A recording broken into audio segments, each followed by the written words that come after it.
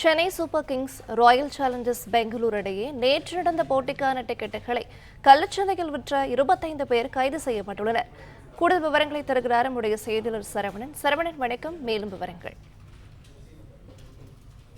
IPL cricket போட்டியில நட்சத்திர அணிகளான சென்னை மற்றும் பெங்களூர் அணிகளுக்கான இடையேயான போட்டி நேற்று நடந்தது. இந்த போட்டியில் பெங்களூர் அணி வெற்றி பெற்றது. இந்த இரண்டு அணிகளுக்கான போட்டி பெரும் எதிர்பார்ப்பு இருந்ததுனால அதை ரசிகர்கள் அந்த போட்டியை காண்பதற்கு ஆர்வமாக இருந்தார்கள். இதனால் இந்த போட்டிக்கான டிக்கெட்டை வாங்கி கள்ளச்சந்தையில் பல நபர்கள் விற்பனை செய்திருக்கிறார்கள்.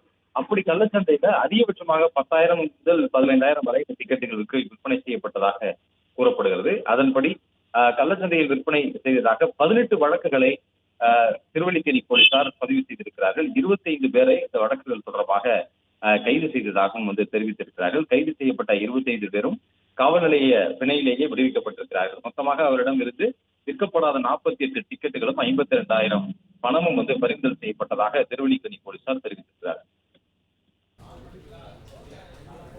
விவரங்களை வழங்கியமைக்கு நன்றி சரவணன். பிளே ஸ்டோர் மற்றும் ஆப் ஸ்டோரில் இருந்து பாலிமர் செயலியை QR கோடு மூலம் பதிவிறக்கம் செய்யுங்கள். செய்திகளை உடனுக்குடன் பெறுங்கள்.